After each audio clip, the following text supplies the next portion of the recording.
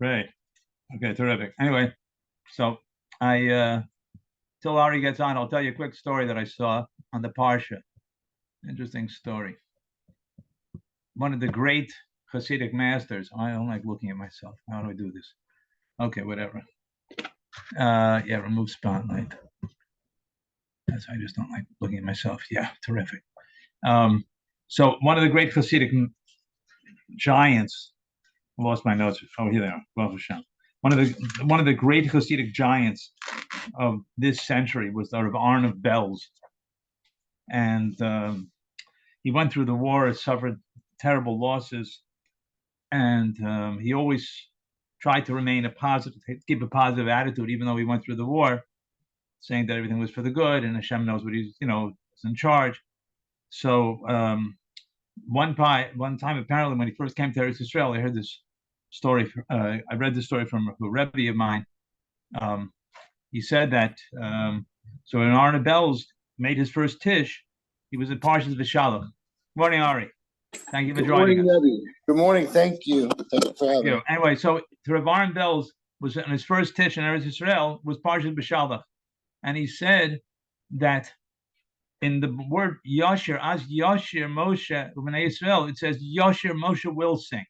There's a lot of explanations why it's in with the Yud, which usually means future form. So the Rashi says it hints to Tchias HaMesim, to the revival of the dead.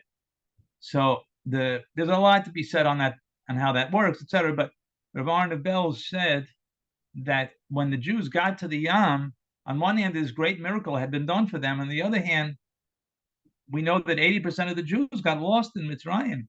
They didn't make it out. So Moshe Rabbeinu understood that they were going to be not fully happy. So he told them, don't worry. There's going to be a Tchias HaMesim. Like right now, the Simcha, the joy is not complete. But in a time in the future, there will be that time. Anyway, so that was a story just to get things rolling. I want to learn a piece today. I have a couple of pieces besides this, but the main piece I wanted to do, it's a little complicated, not complicated. There's a number of parts to it. From the Shem Yishmuel. We mentioned the Shem Yishmuel before, the great Sakachava Gaon, that he was a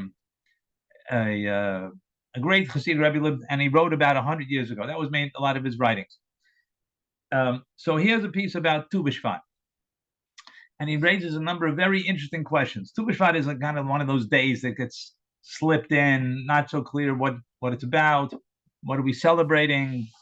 In Eretz Yisrael, it's I think a little bit more because we celebrate the fact that we're in the land, etc. Again, the simple reading of Tu B'Shvat is, the simple understanding is because in the agricultural cycle, we have to know where we are because the Trumas and Maisers, what is going to be tied and what's not going to be tied, depends on the year cycle, and it depends on the trees, depend on this time of year. Since we're beginning again, like a new cycle of growth, so then we are, so some of the Trumas and Maisers that happened before Tu B'Shvat have one status, and some coming after Tu B'Shvat have a second status, another status, right? So therefore, like any tax seasons, so to speak, you have to know what's your cutoff point. So Tu B'Shvat is the cutoff point of the trees, of the fruits before and the fruits afterwards.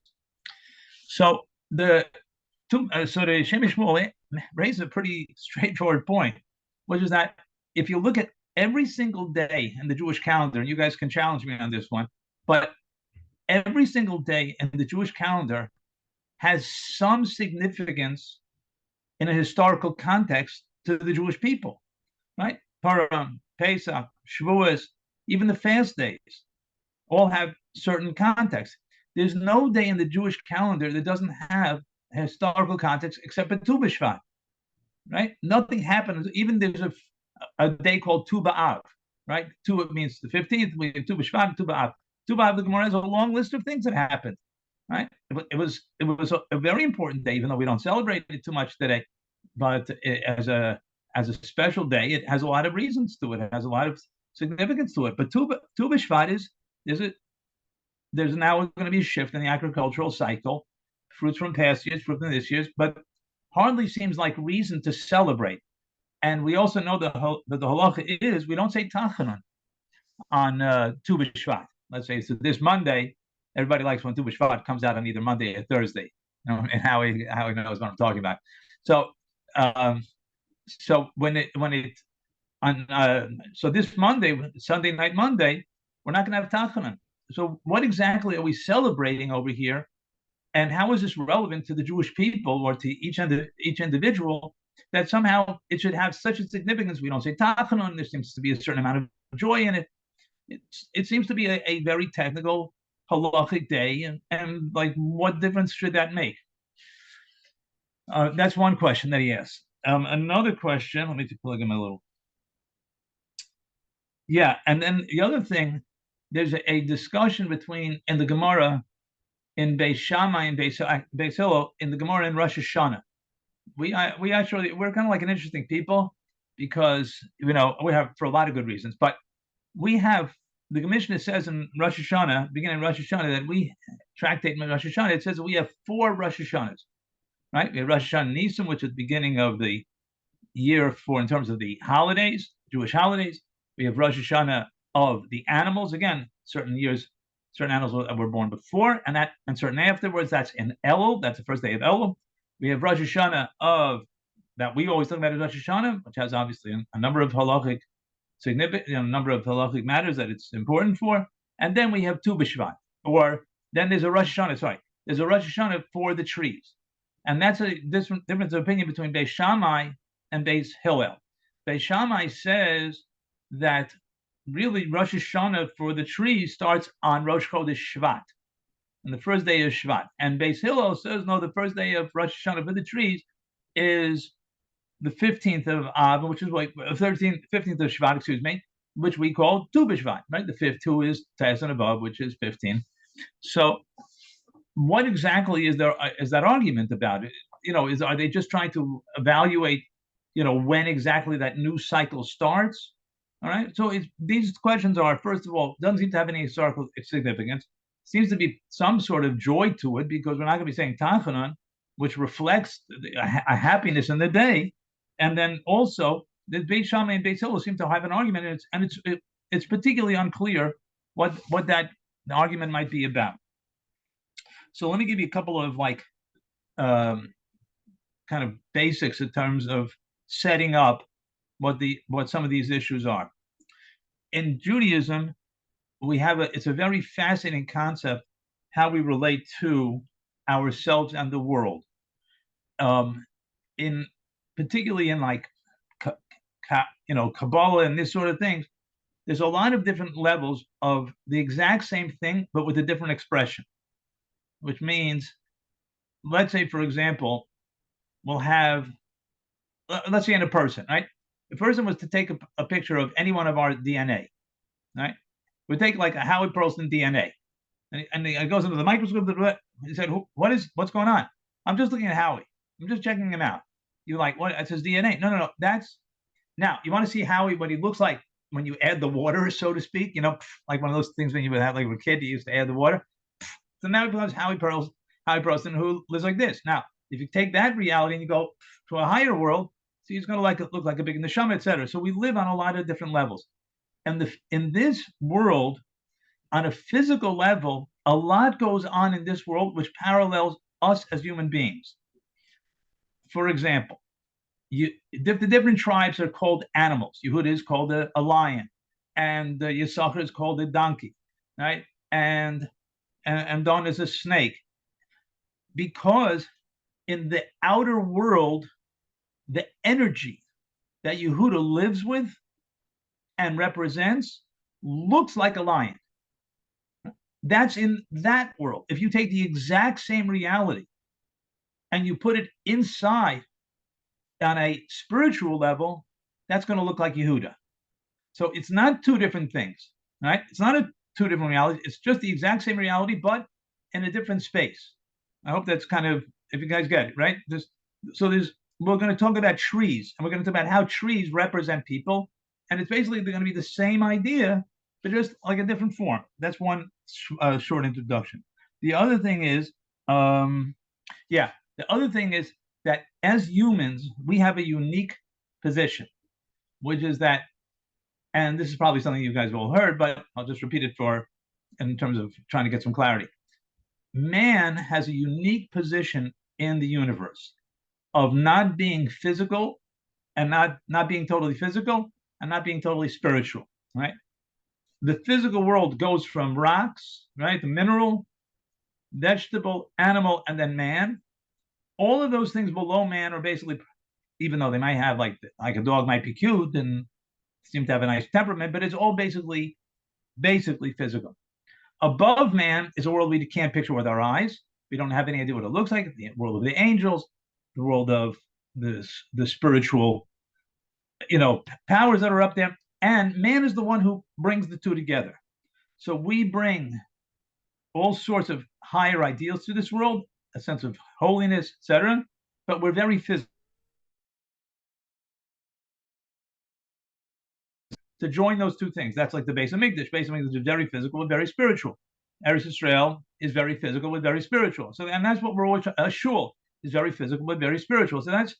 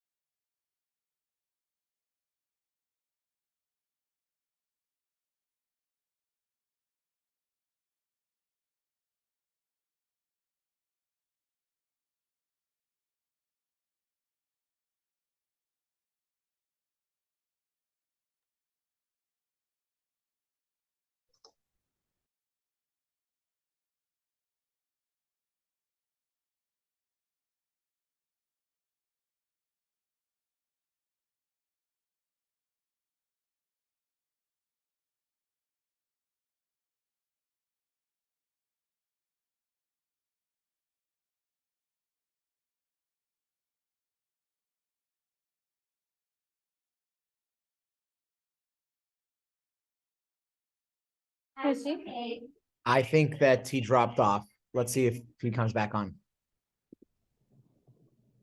I think.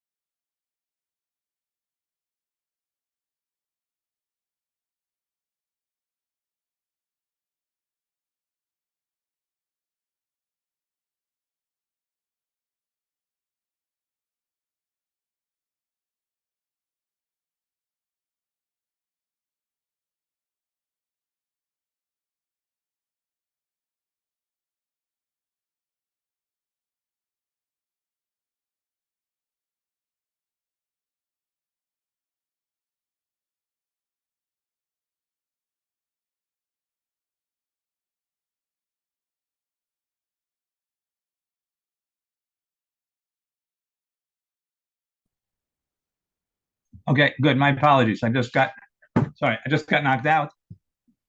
Hopefully, I'm back. Okay. Now, a tree. The unit of a tree is the ground, the tree, and the fruit. Right? Pretty simple. The ground is physical. The fruit gives energy and life and has taste and has a lot of spiritual properties to them. And the tree is the connector, right? The tree is that which connects the physical and the spiritual. I meant to start with a verse. The pasuk says that we read in a fast day that in the same way, I'll just paraphrase it. The same way, it's from Yeshai, the same way that the rain comes from heaven and the rain and the snow come from Shemayim, and it doesn't go back until it does its job of creating, of bringing out, vegetation. Also, that which I say over to the Jewish people, it also is going to bring out vegetation, so to speak. It's going to also cause growth. So the pasuk relates rain, growth to Hashem's relationship to us. Right? That was really more of an introduction in that in terms of that relationship to trees and people. Anyway, so a tree has this very interesting connection of taking something very physical and turning it something into very life-sustaining. I don't know if we would call it quite spiritual, but definitely a connection. It's physical, but also spiritual. Right? We stay alive through the food that's grown. a person has these two qualities also. A person is on one hand very physical, and it's also very spiritual. We'll talk about the spiritual fruit in a second. Okay, lovely. I appreciate it. Anyway, so this idea, very interesting idea for those that like gematrias. I'm not so good on gematrias, but he says that the word Elon, which is a tree, we don't use the word eight. We say eight, but the classic word for a tree is Elon. Elonus, right? So Elon is Aleph Yud Lamed Nun. Aleph is 1, Aleph Yud is 11, Lamed is 30, which is 41, and then Nun is 50, and 41 is 91. 91 happens to be, interestingly enough, 65 is the name of Adnus, of Adon, and the Yud Kevavke, and the 4-letter name of Hashem. The 4-letter name of Hashem is all spiritual. That's the name that represents spirituality. He was, is, and will be. And Adnus is the name of Adon. He's the master of this world. So those two qualities are actually hinted to in Elon, because the numerical value of the two parts of a tree are all included. Oh, I'm so glad. Okay, I've been looking at this computer, and I'm like thinking, wow, how did I get so late so fast? The time isn't right. I have a little extra time. All right. So so an Elon is that which connects that which is lower to that which is higher. And in terms of connecting the idea of trees and fruit being more spiritual, there's a very famous explanation from the Arizal that you guys may have heard. And if you haven't, it's worth just like, we'll speak it out over here now. The verse says this is like classic Arizal, in terms of, he says that lo al alechem, sorry, let me just get the positive before reading it inside if I can get it. Yeah. Ki lo al alechem levada yichya adam, ki al kol motzpi Hashem yichya adam. Says, not by bread alone does man live, but what comes out from the mouth of Hashem do we live. Which the simple pshat means a person can eat, but unless Hashem keeps him alive, he's not going to be living, right? That's the simple pshat. The Arizal says that lo alechem levado, not on the physical bread alone are we sustained, but I'll call motzah pi Hashem, everything, whatever Hashem, his divine word, which is in the bread, right? So the bread has two components to it. The bread has a spiritual component, has a physical component, and it also has a spiritual component, right? So that's all the same idea, either because we see the hint from the word Elon, or as the Arizal tells us that it has this spiritual quality to it. Okay, now man, what's the fruit of a person? What are the payros that we make?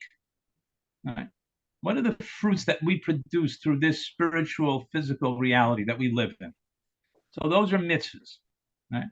Mitzvahs are those things that are very physical and very spiritual, right? We connect reality. When you make a kiddush, you're doing something very physical and something very spiritual, right? You shake a lulav, you put on tefillin, whatever it might be, you're doing something very physical. If you were to walk in, if you didn't know anything about mitzvahs, and you saw a lady lighting Shabbos candles, right? You'd say, you probably need light for the house, right? But they don't know necessarily that there's a divine light that comes in through those candles, right? People like Hanukkah lamp, same thing. So we're connecting. Paris is that idea, something which is extremely physical, very spiritual, that we create very much like the tree joins physicality and spirituality into the form of a fruit. All right. So already now we see that there's some sort of deeper connection between what's going on with the trees and what's going on with us, which is now this is getting us hopefully closer to the connection to Bishvan. Sorry.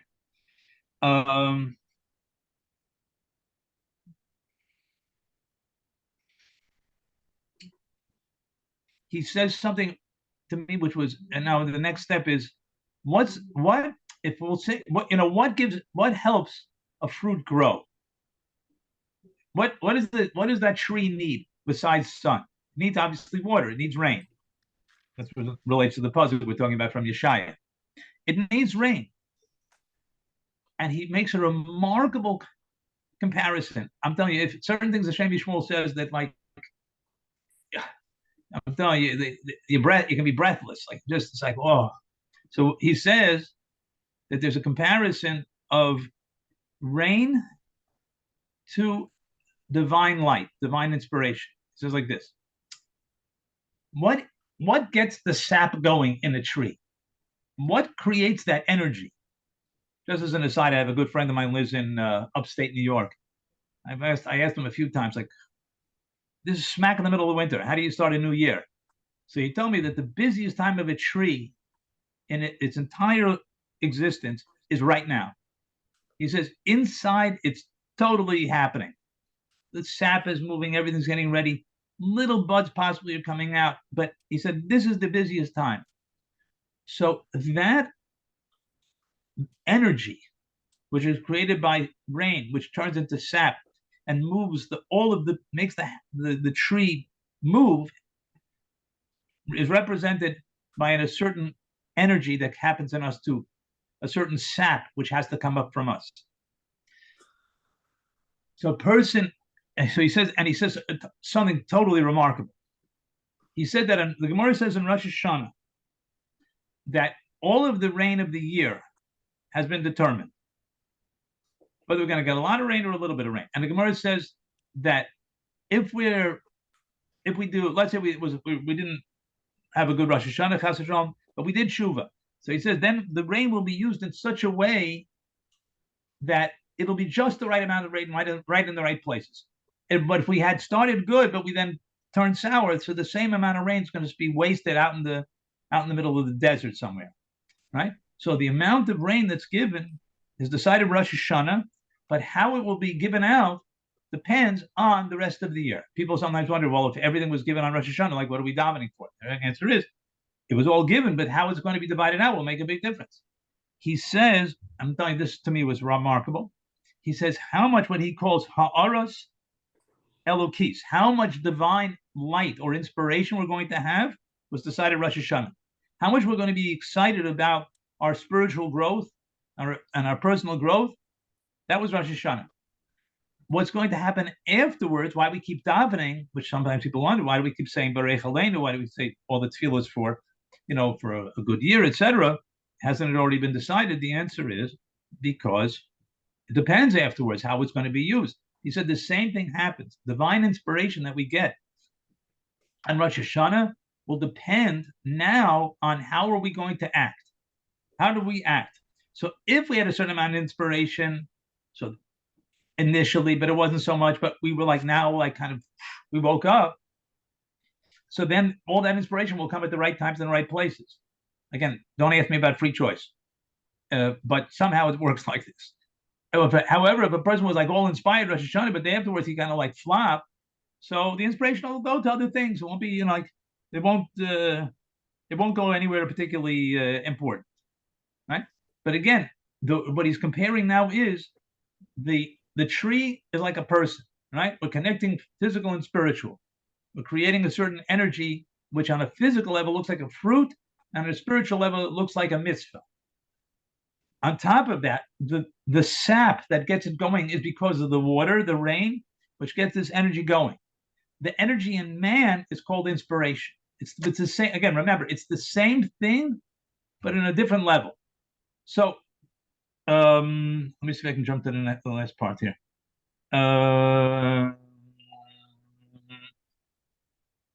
Yeah. So he says a tree, when is it like first, when is that fruit considered like something's happening? Is when it's 1/3 grown. That's what the Gemara says. A fruit that's 1/3 grown is considered now a real fruit. So a third, and when it comes to growth on a spiritual level, is considered very important. I'll rest the cameras on. Everyone wants the camera on? No. Okay. Very good. Okay. So now the spiritual movement, the physical movement of a tree is 1/3 of a year.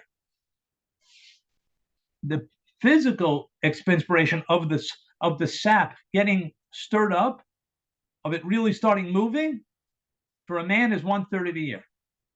So on a tree, it's 1/3 of its growth. That's the movement in a tree. And in a person, it's 1/3 of the year. So he says 1/3 of the year, you start Tishrei, Cheshvan, Kislev, Teves, Shvat.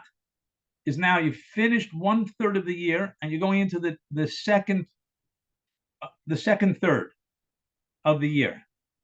He says there's a question of, so we have this the movement of what's been going on inside of us. How much is it reverberating inside of us? How much is it moving inside of us?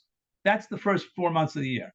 We don't have any Yom Tovim, basically. I mean, we do, but we have this really like dry spell for a while, because really what's happening is not there's no activity. There's a lot of activity, but the activity is basically internal, which is why now from now on, we're going to go to Purim.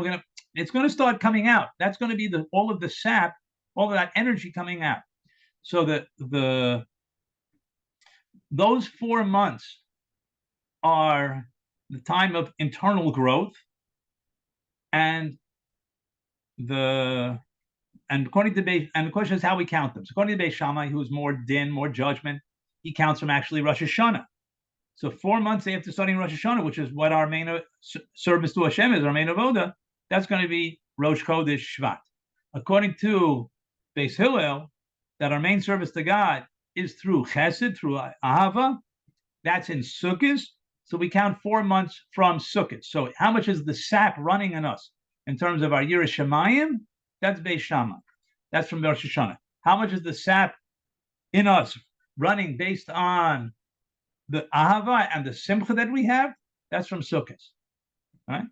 Therefore, just to kind of put it together, let me just actually answer the question, then we'll just do it again. So therefore, we want to know what's the day of excitement over here. Of course, for the trees, it's a big thing. But now we're saying we've worked during this time. It's like a child for his upsharing. Right? The child gets his hair cut. It's an exciting period because that was all preparation. The first 3 years were preparation, and now he's ready to now join the bigger world and accomplish in a way that he couldn't accomplish before. We had all of that internal movement inside, and there was not the kind of movement that we would necessarily, see. But now we're ready to go. So that's an excitement that we're ready to take all of that deep energy that and that excitement that we've tried to build up, and now bring it out to reality, right? So therefore, just to bring out, we had 3 questions. What's special about Tu B'Shvat? And we're saying that really it's not just about the trees. It's about a person who's compared to a tree. It's a very comparable situation. It's parallel, physical and spiritual, bringing it together, bringing out fruit, which is our mitzvahs, having that inspiration grow through us, right? That either there's going to be a physical rain or it's going to be a certain divine light, and all of that coming to create a certain amount of now like a growth within us that now is ready to come out. So that readiness to come out is a sign. It's a cause for simcha. And we also explain the difference between Beis Shammai and Beis Hillel in this way. Can I take just 1 more minute, 2 more minutes for you guys? Just tell me if I, can 2 more minutes. I want to tell you one for you. Please do. I think I told this part last year, but it's so good. It's about the song that the women sang at the Shira so if you go to a Shabbos table, this is a great board to say over. Do you guys remember this board from last year? I think I might have said it actually. If not, it's always good, because then like a year later, like nobody remembers anything, including myself.